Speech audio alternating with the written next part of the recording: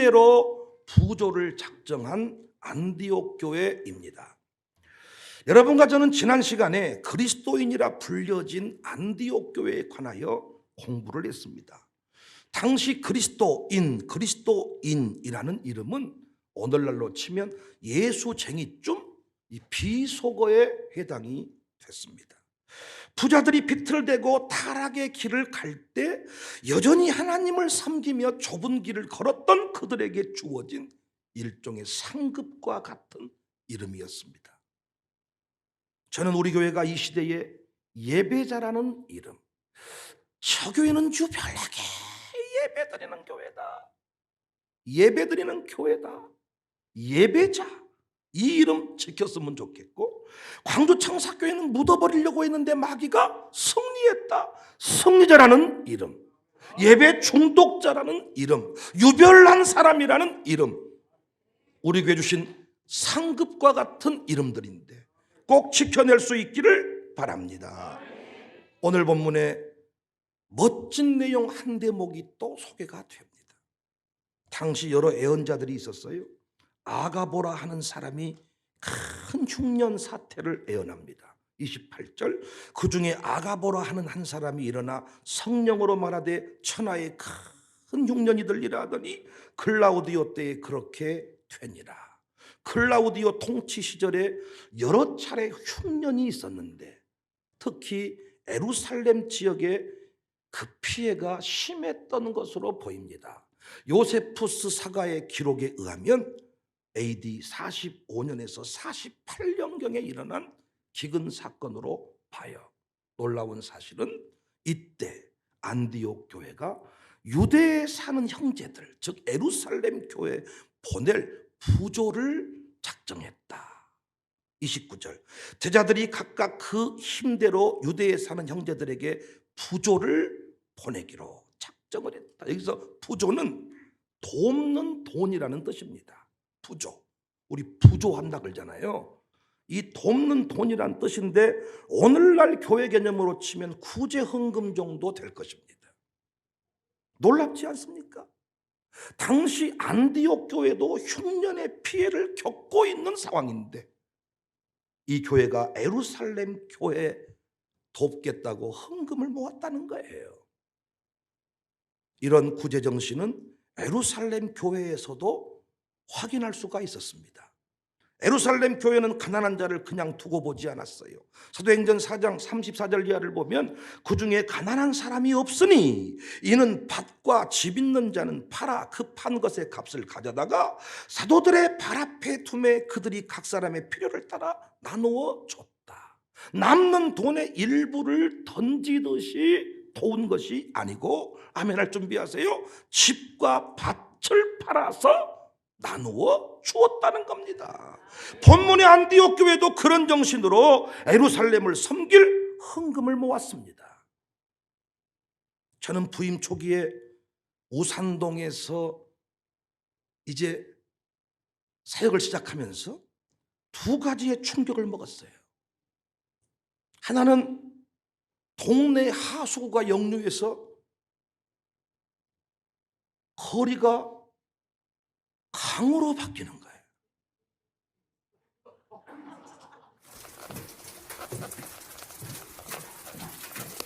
기록이 있어서 여러분 설명하기가 쉽네요.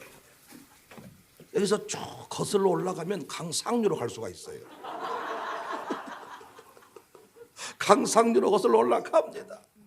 비가 오면 예배 끝나고 나가려고 그러잖아요. 강이 돼 있어요. 올 때는 걸어서 왔는데 갈 때는 강이. 지금 상류로 올라가는 중입니다. 지금 우리 은혜채플 자리가 지금 저 성지산업차, 저곳이 지금 은혜채플 자리고요. 지금 세대통합센터 그 건물 보이잖아요. 지금 그 상류로 지금 거슬러 올라갑니다. 진짜 상류댐을 만납니다. 좀만 기다려보세요. 금방 올라갑니다. 옆에 이제 우리 주차장이 지금 테라스였고, 보세요, 강이 흘러넘치죠. 이게 우리 교회 지금 옆에 지금 길이요, 길. 지금 강상류의 장면을 볼 수가 있습니다. 됐습니다. 더 충격은 뭔 줄 아세요? 이 비가 내리는데 노인들이 폐지를 줍고 있다는 거예요. 알고 봤더니 정부 보조금 사각지대에 놓여 있는 분들이었습니다. 그때 저는 그 노인분들을 보면서 위로하라는 이런 감동을 받았어요. 그래서 제가 저분들의 용돈을 책임지겠습니다. 저분들을 좀 섬겼으면 좋겠습니다. 그래서 우리 교회가 청노대학을 만들었습니다. 청사교회 노인대학이 아니고 청년 같은 노년의 삶을 살게 하는 섬김기관 청노대학. 얼마 후에 이곳에서 전도된 분들이 주일 예배 참여를 시작했는데 그때 노년 선교사회가 만들어졌어요. 그분들에게 용돈을 드렸습니다. 제가 처음부터 많이 못 드렸고 2,000원, 3,000원으로 시작을 해서 지금은 10,000원이 넘어섰습니다. 이 천국연금 이 수준이 매년 2, 3천만 원 저희 교회가 지금 섬기고 있는 수준입니다. 급기야 동네 모든 경로당을 13개 이상 12개 이상을 우리 신방사들이 다 찾아서 섬겼습니다. 매주마다. 그리고 수박 사가고 그분들에게 필요한 것들, 그리고 이분들의 그 노래소리가 얼마나 참 멋진지 당당하고 노래방 기계 틀어놓고 노래방 기계와 상관없이 내 스타일대로 노래를 부르는 거야. 나는 너 안 따라간다. 내 스타일대로 간다. 그 노래를 들을 때마다 치유가 되고 힐링이 돼서 이 노래를 나 혼자 들을 수 없다. 그래서 이 어린이집은 뭡니까? 발표회가 있고 청소년 가요제, 무슨 직장 주부가요 열창 다 있는데 노인 가요제가 없더라고요. 그래서 제가 어르신 가요제를 만들어서 멋지게 그분들을 섬겨드렸습니다. 저 우리 우산동 중앙무대에서 저희들이 저렇게 매년 처음에 저희 교회 주차장에서 시작을 했죠.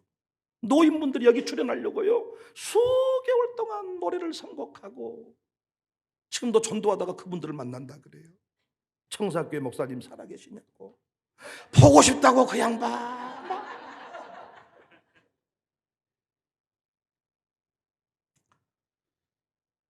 중요한 것은 이 일들을 하면서 정부 예산 지원을 받지 않았습니다. 구청장께서 애써 목사님 필요한 거 지원해 드리겠습니다. 저는 그때마다 청장님은 정치를 하시고 저는 선교를 하겠습니다. 우리 교인들의 순수한 선교헌금, 구제헌금으로 이분들을 섬기겠습니다. 뿐만 아니었습니다. 일자리가 없는 청년 세대를 위해서 기업을 세웠습니다. 수천만 원의 적자를 면치 못했어요. 수년간 교회들이 이 교회가 이 일들을 감당하다가 이제는 우리 선교 기업들을 다 분가해 줬습니다. 물론 지금도 매주마다 수백만 원 많게는 지원을 아끼지 않습니다. 이것도 우리 교회 선교 헌금으로 이루어졌습니다. 이제 우리 안에 또 다른 자랑이라면 자랑이 하나 생겼는데 소액 대출을 책임지는 가족은행이 생겨났어요. 지금 가족은행 우리 설립 감사 예배를 드리는 겁니다. 생활비가 없어 쩔쩔매는 성도들을 위해서 기도하던 중에 감동을 주셔서 저희 교회 현재 2,500여만 원이 넘게 14건 이상의 대출을 진행했다. 매주마다 지금 주보에 그 내용들을 소개하고 있습니다. 이제는 이곳에서 일반 대출까지 확대시키자. 많은 신생기업들이 뭔가 도전하고 싶은데 정부가 지원해 주지 않아요. 뭔가 대출도 다 막혀버렸어요. 그래서 우리 교회가 이 은행을 만들어서 일반 대출까지 한번 책임을 져보자. 그래서 우리 이사장과 지금 부이사장, 총무, 우리 이사들이 지금 눈물로 기도하면서 그 일들을 섬겨가고 있습니다. 사랑하는 성도님들, 우리 공동체는 광주청사교회는 화려하지는 않지만 가난하고 무너진 자를 섬기고 세우는 일을 소홀히 하지는 않았습니다. 부자들의 헌금을 모아서 큰 일을 하는 것도 귀하지만은 보이지 않는 곳에서 신음하는 영혼들을 섬기는 일도 상급 있는 일이고 귀한 일이다. 이번 달 기업인 선교사에게 축복 예배를 드리고 최근에 이사 온 김용출 집사와 오랜 시간 대화를 좀 나눴습니다. 여러 이야기가 있었지만은 우리 교회에 와서 받은 감동들을 함께 나누게 됐어요. 자신이 사업을 하면서 힘들었던 시절이 있다는 거예요. 10의 1조 헌금도 밀려야만 되는, 끼니를 걱정해야 될 그런 상황. 그런데 교회로부터 말씀 외에 어떤 위로도 받지 못했다. 스스로 이겨냈어야만 됐다.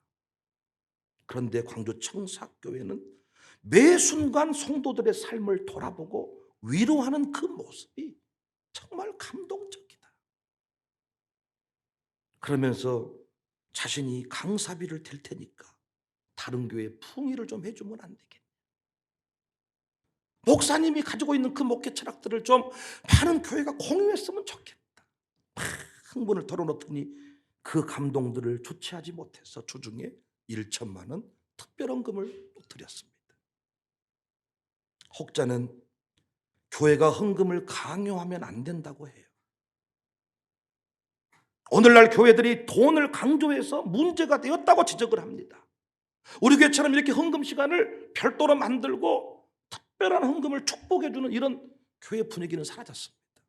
송금하든지 입구 함에 집어넣든지 목사는 기도하면 될 일이에요. 돈을 강조하지 말라는 거예요. 자기들이 봤을 때 이렇게 이름 불러주고 이런 것들이 다 돈 뜯어내려고 만들어낸 장치로 보이는 거예요. 교회가 돈을 강조해서 문제가 된 것이 아니고, 헌금 얘기를 하지 않는 교회가 잘하는 것이 아니고, 여러분, 돈에 관하여 헌금에 관하여 바르게 가르치는 그 교회가 잘하고 있는 거예요. 누가복음에 등장하는 한 부자, 나사로가 구걸하며 살았던 그 집의 소유자, 말씀을 묵상할 때마다 안타깝지 않습니까? 그 부자 우리 교회만 다녔어도, 여기 있는 백목사만 만났어도, 저는 부흥회 같은 거 안 해도 카페에서 차 한 잔 마시면 1,000만 원 헌금이 나오는 사람이에요. 김용철도 차 마시다가 1,000만 원 헌금이 나와요. 놀랍지 않아요? 너무 일상이어서 신기하지도 않습니까? 그 부자가 우리 교회만 다녔어도, 여기 이 백목사의 영적 주도만 잘 받았어도 그렇게 살다가 죽지는 않았을 거예요. 누군가로부터 배우지 못한 거지요. 누군가로부터 그 가르침을 받지 못했던 거지요. 물질이 은사라는 것을. 바울은 마게도냐 교회 헌금 신앙을 고린도 교회에 소개합니다. 고린도후서 8장 1절 이하를 보시면, 형제들아, 하나님께서 마게도냐 교회들에게 주신 은혜를 우리가 너희에게 알리노니 환난의 많은 시련 가운데서 그들의 넘치는 기쁨과 극심한 가난이 그들의 풍성한 연보를 넘치도록 하게 하였느니라. 내가 증언하노니 그들이 힘대로 할 뿐 아니라 힘에 지나도록 자원하여 이 은혜와 성도 섬기는 일에 참여함에 대하여 우리에게 간절히 구하니 우리가 받은 것뿐 아니라 그들이 먼저 자신을 주께 드리고 또 하나님의 뜻을 따라 우리에게 주었도다. 여러분, 이 고린도 교회는 바울이 개척한 교회입니다. 아시는 바대로 들려오는 소식이 온갖 불편한 이야기들이었습니다. 교회 내에 온갖 더러운 일들이 발생을 한 거예요. 음란한 문제부터 분열의 문제부터 엄청난 문제가 발생을 했어요. 그래서 이 바울이 개척자가 장문의 편지를 썼습니다. 오늘날로 치면 풍해를 갖겠죠. 고린도전서 안에 그 내용이 담겨져 있는데 그들의 죄와 문제점들을 조목조목 지적을 하는 거예요. 이 어린아이 같은 자들아, 장성한 자가 되라. 엄청나게 긴 편지를 썼죠. 그런데 소식이 없었어요. 아마 염려가 되지 않았겠어요? 목사도 작심하고 어떤 이야기를 했는데 아무 반응이 없으면 염려가 돼요. 괜한 얘기했나? 시험 들었나? 삐쳤나? 근데 기도를 통해서 소식이 왔는데 이 교인들이 정신을 차리기 시작했다는 거예요. 회개하기 시작했다는 거예요. 그래서 다시 편지를 쓴 것이 고린도 후서입니다. 그래서 고린도전서는 두들겨 패버린 내용이라면 고린도후서는 위로하는 내용이에요. 그 위로 중에 마게도냐 교회의 헌금 신앙의 신뢰가 포함이 된 거예요. 다시 타락하지 않으려면, 너희들이 뜨거운 인생을 살려면, 장성한 자로 살려면 극심한 가난 중에도 넘치는 연보, 후한 연보, 드리는 신앙을 가지라는 겁니다. 환난의 많은 시련 가운데에서 넘치는 기쁨의 풍성한 연보, 역설 아닙니까? 여윳돈이 남아 돌아갈 때 헌금하는 거 아니에요? 근데 뭐라고 말해요? 이 마게도냐 교회 헌금 신앙. 많은 시련 가운데서, 끼니를 걱정해야 되는 상황 가운데서 풍성한 연보를 드렸다는 거예요. 헌금은 여윳돈을 나누는 것이 아닙니다. 그것은 헌금이 아닙니다. 헌금은 돈을 드리는 게 아닙니다. 고린도후서 8장 5절 한 번 더 말씀 받겠습니다. 우리가 바라던 것뿐만 아니라 그들이 먼저 자신을 죽게 드리고 또 하나님의 뜻을 따라 우리에게 주었다. 왜 우리 교회 가난한데 이렇게 많은 구제 선교 역사를 감당할 수 있었냐? 남은 것이 아닌 나 자신을 드리고 생명을 드렸기 때문입니다. 남는 것을 주는 것은 헌금이 아니에요. 나를 드리는 거예요. 저는 우리 교회에서 특별히 강조하는 것이 있는데, 장례식장 꼭 참여해라. 저는요, 경찰관이나 소방관들, 공무원들, 국가공무원들 보면 그 장례식을 너무 멋지게 영광스럽게 다 정복 입고 대통령 초와 하와를 보내고 영광스럽게 신자의 영광을 이 땅에서 마지막 보여주는 자리가 나는 장례식이라고 보는 거예요. 다른 사람들은 다 슬픔에 잠겨 있고 이 장례식장 끝나고 나면 유산 가지고 싸우려고 하겠지만 우리는 끝까지 신자의 영광을 지키는 자리. 그래서 이 순간만큼은 마지막 순간에 마귀가 장난을 치니까 끝까지 그 자리에 가서 유족들에게도 그 메시지를 전해야 돼. 당신의 아버지는, 당신의 형제는 지옥 간 사람이 아니고 천국 간 사람이고 천국을 산 사람이다. 슬퍼하지 마라. 절망하지 마라. 참 장례식장 빠지는 사람은 참 제가 미워합니다. 한번 탁 인사치레로 탁 참여하고 나머지 싹, 저는 이런 분들은 우리 교회 중직자 아니라고 생각해요. 그리고 병원에 입원해 있는 분들을 찾아보지 않는 사람. 여러분, 병원에 입원해 보시면 참 고독합니다. 너무 의술이 좋아져서 치료가 잘 된다고 하지만은 병원은 병원입니다. 특별히 이 코로나 시대에 병으로 씨름하는 분들은 더더욱 외롭습니다.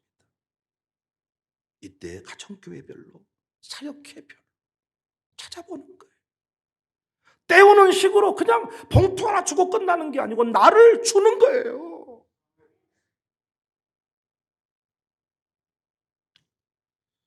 예수님이 말씀했습니다. 마태복음 22장 33절 이하를 보시면 양은 그 오른편에, 염소는 왼편에, 오른편에 있는 자에게 말씀을 한 거예요. 마태복음 25장 34절 이하를 보시면 내 아버지께 복받을 자들이여 예비된 나라를 상속받아라. 이 양, 오른편에 있는 양들이 무슨 일을 했는가 봤더니 내가 줄일 때에 너희가 먹을 것을 주었다는 거예요. 임금이 줄였을 때 먹을 것을 줬고, 목마를 때 임금에게 대접을 했고, 나그네 되었을 때 영접하였고, 헐벗었을 때 옷을 입혔고, 병들었을 때 돌보았고, 옥에 갇혔을 때 와서 보았다는 거예요. 놀래 의인들이 37절 아니 내가 언제 임금을 대접하고 내가 언제 왕을, 의인들 대답하여 이르되 주여 우리가 어느 때에 주께서 줄이신 것을 보고 음식을 대접하였으며 목마르신 것을 보고 마시게 하였나이까? 어느 때에 나그네 되신 것을 보고 영접하였으며 헐벗으신 것을 보고 옷 입혔습니까? 어느 때에 병드신 것이나 옥에 갇힌 것을 보고 가서 배웠나이까? 언제 임금님이 감옥 갔다 온 적이 있습니까? 임금이 대답하여 이르시되 내가 진실로 너희에게 이르노니 너희가 여긴 내 형제 중에 지극히 작은 자 하나에게 동네가 강이 되었는데도 폐지를 줘야만 하는 그 쓸쓸한 돈 때문도 있겠지만 나는 그 노인분들 일하신 거 볼 때마다요 그 쓸쓸한 마음을 달래는 방법이 일이더라고요.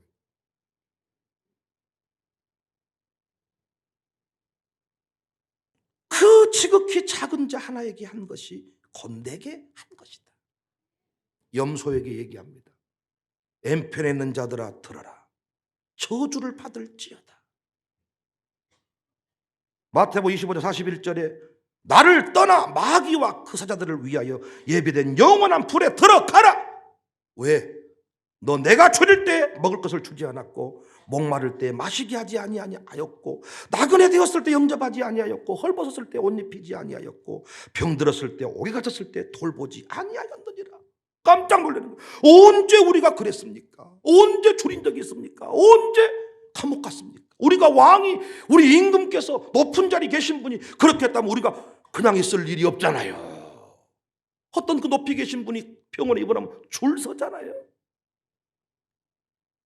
깜짝 놀랄 만한 말씀을 합니다. 마태복음 25장 45절 이하를 보시면 이에 임금이 대답하여 이르시되 내가 진실로 너희에게 이르노니 이 지극히 작은 자 하나에게 하지 아니한 것이 곧 내게 하지 아니한 것이라. 그들은 영벌에 의인들은 영생에 들어가리라. 사랑하는 성도님들, 우리 교회는 부조를 잘하는 교회가 됩시다. 힘대로 그 일에 동참을 합시다. 예루살렘 교회, 안디옥 교회를 본받아야 돼. 어디 지갑에 뭐 구겨준 돈 깔짝깔짝 해가지고 10,000원 있냐 20,000원 줘봐라. 저는 절대 10,000원 20,000원의 가치를 평가절하는 게 아니야. 준비되지 아니한 섬김을 말하는 거야. 마음 없는 자신을 드리지 않는 섬김을 말하는 거야. 병원에 입원해 있는 분이 돈 바란 사람이 누가 있습니까? 위로를 바라는 거예요. 위로를. 우리 서현미 집사가 지금 항암 중에 있습니다. 그의 믿음이 아직 수준급에 이르지 못했습니다. 그래서 대놓고 막 기도해달라, 하나님이 음성을 주신다, 이런 자리에 이르지 못하고 모든 게 화가 나고 모든 게 두렵고 지치고 다 포기하고 싶고 내가 남편을 뒷바라지하고 자식을 위해 살았는데 왜 내게 이런 병이 왔느냐, 이걸 스스로 정리하는 시간이 필요해요. 저는 그에게 설교 안 합니다. 당신에게 필요한 것이 뭔가? 설교는 다 아는 거예요. 저는 우리 교회가요, 가난한 사람을 섬길 때, 흉년 들어버린 교회를 섬길 때, 어려움 만난 형제를 섬길 때 남는 거 자기 자식을 위해서는 온갖 좋은 거를 다 줄 줄 알면서 남는 것의 일부를 가지고 이렇게, 이게 아니고 우리 교회는 진짜 한번 아멘 해주세요. 정말 필요하다면 집도 팔고 밭도 팔아서 헐벗은 그 영혼을 세우는 그런 교회가 됐으면 좋겠다. 먹고 남는 것으로 섬기지 말자. 형편 좋아지면 해줄게, 그런 말 하지 말자. 우리 교회 협동 목사님들만 해도 우리 교회 빚 갚고 부흥하고 섬겨드릴게요. 뭔 소용이 있습니까, 여러분?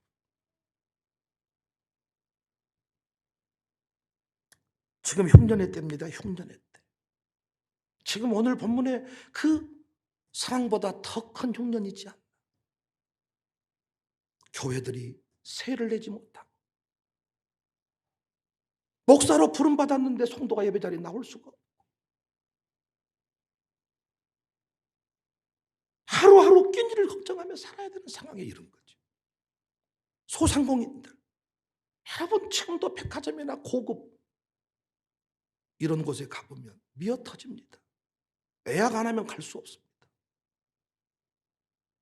그렇지만 소상공인들, 식당을 열어놓고 하루에 한 끼 손님을 받는다.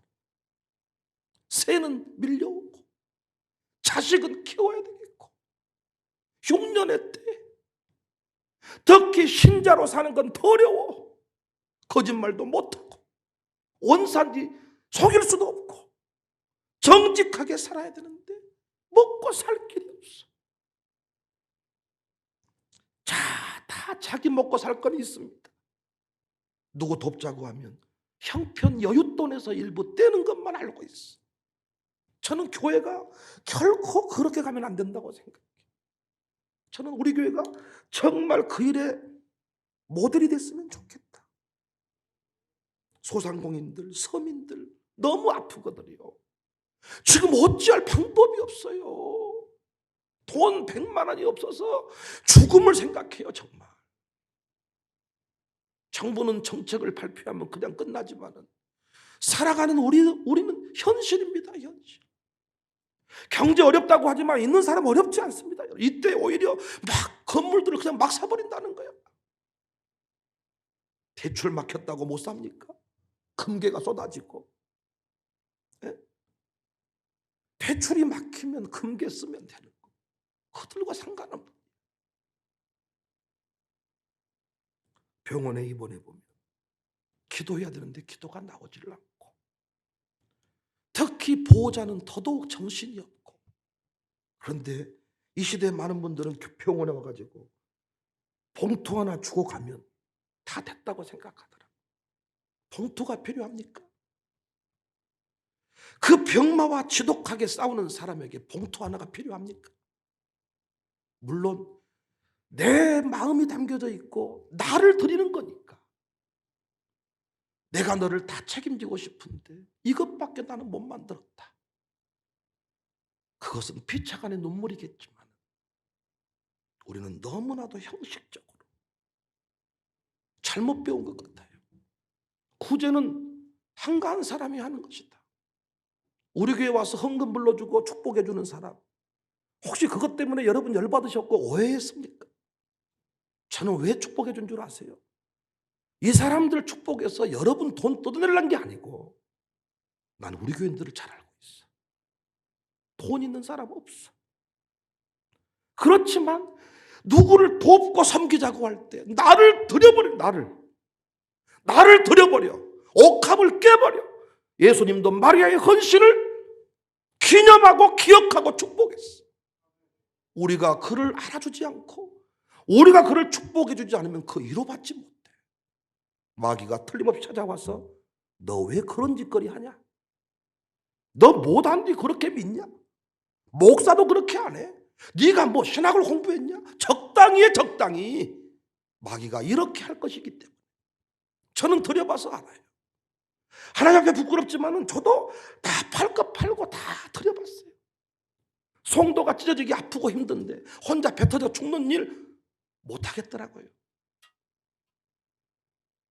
해보니까 드리고 나면 끝이 아니고 그 다음에 치열한 전투가 있더라고요. 미움이 몰려오고 때로는 화가 나고 보단 뒤 내가 이렇게 했을까?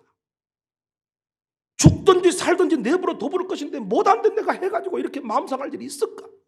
여러분 누군가를 도와보면 알겠지만 돈 받을 때는 힘들어하지만 돕고 나면 자기 잘나서 산 줄 알아. 그러니까 우리가요, 어떤 내가 그 사람을 살리겠다는 마음을 가지고 어떤 일을 하면 상처뿐이야. 그러나 하나님께 드리는 거예요. 나를 드리는 거예요. 나를 드리는 거. 저는 그래서 우리 교회 가족은행을 너무너무 사랑해요. 목사에게 돈을 빌려달라는 사람들이 있었어. 처음에는 화가 났어. 당신은 신앙의 기본기도 없냐? 목사가 어떻게 사는 줄 알면서 목사에게 돈을 어찌 빌려달라고 하냐? 그런데 어느 날 기도하며 성령께서 깨닫게 해주셨어. 오죽했으면 너한테까지 왔겠냐? 네가 모른 채 하면 그 사람은 진짜 죽을지도 모른다. 저는 그때 깨달았어. 누가 도와달라고 할 때 저는 여윳돈을 살피고 없다 이렇게 하지 않으려고 지금도 애를 씁니다. 할 수 있는 것을 통원하고 찾아보고 팔 수 있으면 팔고 빌릴 수 있으면 빌려서라도 그 손에 무엇인가를 쥐어줘야 되겠다. 돈 빌려보시면 알아. 전화통을 수십 번 틀었다 놨다. 얘기하고 나서 후회할 때도 많고, 그 비참함이라는 것은 이루 말할 수가 없어. 근데 그 비참함이 1억 2억 때문에 오는 게 아니야. 돈 100만 원 200만 원이 없어서 이렇게 말해. 그런 돈도 없냐, 그것도 없냐. 참, 그래서 우리 교회가요, 이 예루살렘 교회 정신, 안디옥 교회 정신, 매년마다 저희가 수억 이렇게 선교 구제 예산을 집행하게 된 교회가 된 건 너무나도 저는 감사. 하나님은 우리에게 감동을 또 주셨어요. 요셉의 창고가 되라. 특별히 기도하는 자들을 위로해라. 샬롬 마룻바닥 기도회에 우리끼리 모여서 저는 샬롬 스쿨 친구들에게 이 마룻바닥 영성 전수하는 그런 통로인 줄 알았는데 그게 아니고, 전국에서 기도하고 싶은데 기도할 장소가 없어. 기도원도 닫히고 교회 새벽 예배도 닫히고, 기도하고 싶어 몸부림치는 사람들이 소문을 듣고 찾아왔습니다. 그리고 역시 대형교회 목사님들은 이 자리에 오지 않습니다. 그러나 끼니를 걱정해야 되는 목사님, 월세를 내지 못해서 목회를 해야 되나 말아야 되나, 이렇게 고민하신 분들이 이 기도에 오시게 되는 거야. 감동을 주시더라고. 요셉의 창고가 되라. 요셉의 창고가 되라. 그래서 그분들을 오실 때마다 과일 상자를 섬겨드리고, 오실 때마다 전부 커피 우리 세트, 선물 세트 막 드렸는데, 어느 순간 과일이 이제 계속 많은데 또 과일을 주니까 이거 좀 불합리하다, 조금 어렵다. 그때 고민한 게 우리 센터 상품권을 만들어서 그분들을 막 섬기고, 지금도 물론 목사님들 오실 때마다 저는 막 그분들 어떻게든 과일 한 상자에 힘을 얻으신다면 하나님 나라 확장에 엄청난 일을 한 거잖아요. 주님이 말씀했잖아요. 언제 임금이 갇히셨습니까? 네 교회 샬롬 마룻바닥 찾아온 그 개척교회 목사님 한 분 섬긴 거 더 나를 섬긴 거야.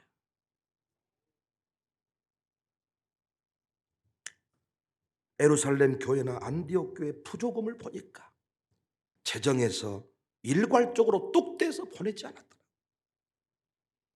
힘써서 작정을 했더라고요. 여러분, 있는 사람들은 힘써 작정할 필요도 없어.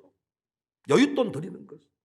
술집 가도 500만 원 쓰고, 뭐 누가 와도 500만 원 주니까 500만 원쯤 교회 드린 거 어렵지 않아. 자기 삶이 500만 원 수준이야. 그러나 아무것도 없는데, 진짜 요셉의 창고라고 했지만 내 창고도 텅텅 비어가는데, 자식들한테 줄 돈도 없는데 하나님은 자꾸 나에게 감동을 주고 가난한 사람을 보게 하고 자꾸 이렇게 무언가를 하게 할 마음을 준다. 이때 우리는 내가 가진 것을 처분할 수 있는 것은 처분하고, 지금 흉년의 때는요, 나쁜 사람들은 이때 가난한 사람들 내놓은 건물들을 막 사들이더라고요. 나쁜 사람들이야. 하나님이 그 사람 나는 심판한다고 생각해.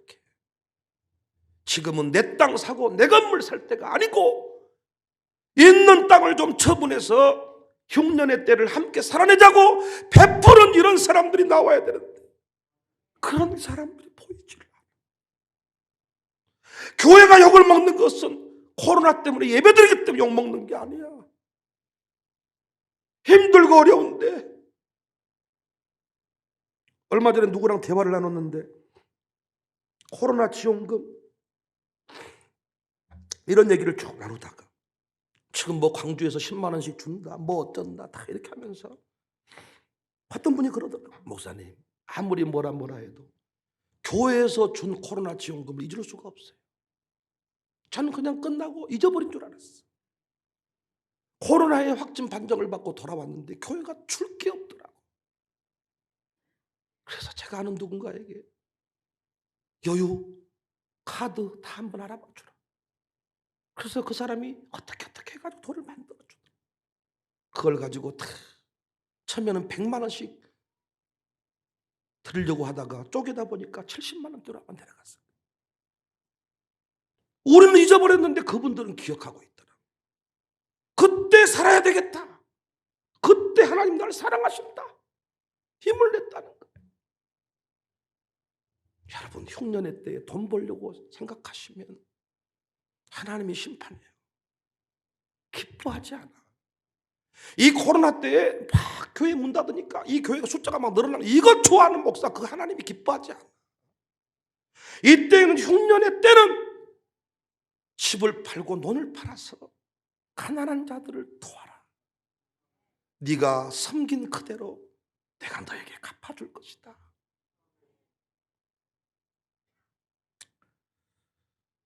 (29절) 말씀, 제자들이 각각 그 힘대로 유대에 사는 형제들에게 부조를 보내기로 작정했다.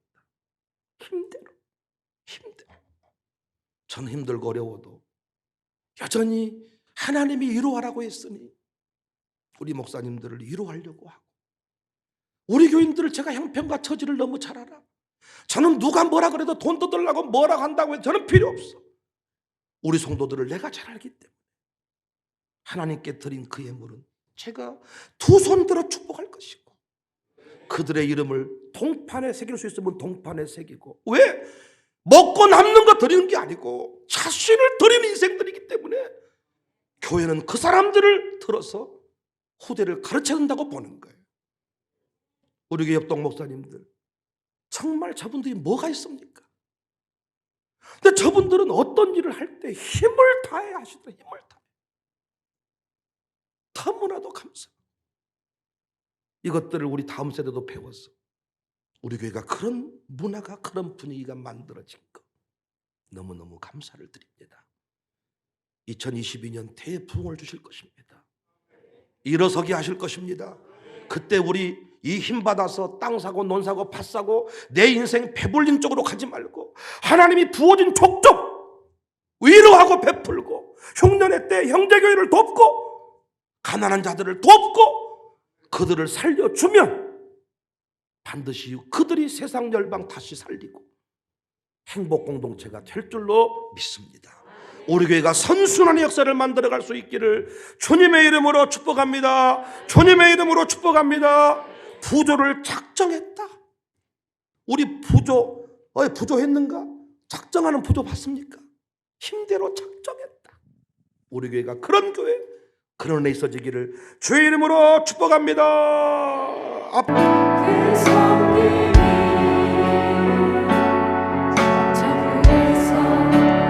같이